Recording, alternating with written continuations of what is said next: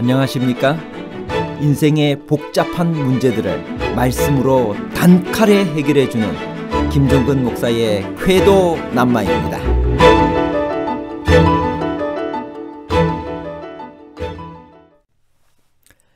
왜 한 명뿐이어야 할 대제사장들이 여러 명인 것처럼 나타나나요?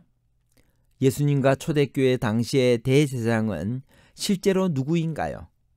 예수님과 사도행전 당시의 대제사장은 여러 명이었나요? 아니면 한 명이었나요? 여러 명과 한 명에 관한 복잡한 문제를 하나님 말씀의 가르침으로 명쾌하게 해결해 드리겠습니다. 예수님 당시의 대제사장들은 누구인가요? 사도행전 4장 5절에서 7절. 이튿날 관리들과 장로들과 서기관들이 예루살렘에 모였는데 대제사장 안나스와 가야바와 요한과 알렉산더와 및 대제사장의 문중이 다 참여하여 사도들을 가운데 세우고 묻되 너희가 무슨 권세와 누구의 이름으로 이 일을 행하였느냐. 마가복음 14장 1절에서 2절.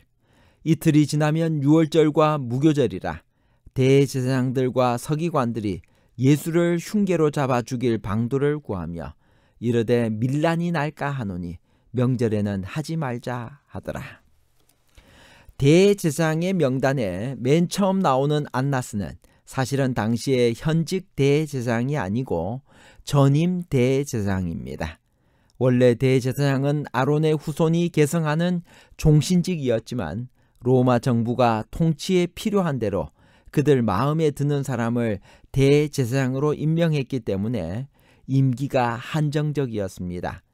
그 당시에는 대제사장들이 같은 문중에서 나왔기 때문에 전임 대제사장들의 그룹이 강력한 영향력을 행사했습니다. 안나스는 대제사장 직분을 그만둔 지 20년이 다 되어감에도 불구하고 그의 사위인 가야바가 현직 대제사장이기 때문에 여전히 대제사장으로 불리면서 현실 문제에 깊이 개입하고 있었습니다. 안나스는 AD 6년에서 15년까지 9년 동안 대제사장으로 있었던 원로이며 퇴임 후에도 자신의 가문에서 7명이 연속하여 대제사장 직분을 독점함으로써 유대 사회에서 최고의 영화를 누리며 사내들인의 배후에서 권력을 휘두른 사람이었습니다. 그렇지만 그는 예수님과 사도들을 죽이고 핍박하는 데 앞장서서 활약하는 어리석음을 저질렀습니다.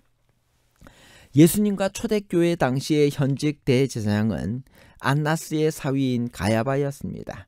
AD 18년에서 36년까지 18년 동안 재임했는데 예수님의 처형과 스데반의 순교는 그의 재임 기간 중 이루어졌습니다. 사도행전에 나오는 사내들인의 실제적 의장은 가야바였습니다. 그는 예수님을 죽이려고 시도하면서 한 사람이 백성을 위하여 죽어서 온 민족이 망하지 않게 되는 것이 너희에게 유익한 줄을 생각지 아니하는도다 라는 유명한 말을 남겼는데 자기도 모르는 사이에 그 해의 대제사장으로서 온 백성을 위하여 돌아가실 예수님의 죽음을 예언한 것이 되었습니다. 구약의 아론의 직분은 무엇이었으며 아론은 대제사장이신 누구를 표상하나요? 출애굽기 28장 1절에서 3절입니다. 너는 이스라엘 자손 중 내 형 아론과 그의 아들들 곧 아론과 아론의 아들들 나답과 아비후와 엘르아살과 이다말을 그와 함께 내게로 나아오게 하여 나를 섬기는 제사장 직분을 행하게 하되 내 형 아론을 위하여 거룩한 옷을 지어 영화롭고 아름답게 할지니 너는 물은 마음에 지혜 있는 모든 자 곧 내가 지혜로운 영으로 채운 자들에게 말하여 아론의 옷을 지어 그를 거룩하게 하여 내게 제사장 직분을 행하게 하라. 아론은 구약의 대제사장이었습니다. 그의 직분에 관해서 잠깐 살펴보겠습니다. 아론은 이스라엘 백성이 애굽으로부터 탈출하여 가나안으로 가는 도상에서 새로이 제정된 제사제도에 의한 첫 제사장이었고 대제사장이었습니다. 제사장으로 위임된 때로부터 가데스의 호르산에서 운명할 때까지 약 40년간 그는 이스라엘 민족의 종교적 지도자로서 그의 소임을 감당했습니다. 그는 하나님의 택하신 자로서 그리고 여호와의 성도로서 백성을 대신하여 하나님께 나아가서 하나님과 죄인 사이에 교랑 역할을 하는 존귀한 특권과 책임을 부여받았습니다. 히브리서 5장 4절에 이 존귀는 아무나 스스로 취하지 못하고 오직 아론과 같이 하나님의 부르심을 입은 자라야 할 것이니라. 레위 지파가 모든 성소와 관련된 각종 봉사에 참여하였으나 그 중에 오직 아론의 후손들만 이 제사장으로 봉사하도록 허락되었습니다. 또한 제사장 족속이라도 아론의 가계 족보에 이름이 기재되어 있지 않는 자는 제사장이 될 수가 없었습니다. 전반적으로 제사장의 직무가 그리스도의 중보 사업과 속죄 사업을 예표하는 것이었으나 대제사장은 특별히 더 그리스도를 대표하도록 하나님께서 의도하셨습니다. 보통 제사장들은 오직 성소의 뜰과 첫째 칸에서만 직무를 수행했으나 대제사장은 그것에 더하여 둘째 칸, 곧 지성소에서의 봉사까지 맡고 있었습니다. 1844년 이후에 하늘 성소에서의 그리스도의 속죄 사업은 오직 대제사장의 속죄일 봉사인 지성소 봉사에서만 그 모형을 찾아볼 수 있습니다. 대제사장에게 있어서 특이한 점은 그의 영화롭고 아름답게 지은 거룩한 옷, 출애굽기 28장 2절에 나옵니다. 그 옷이었습니다.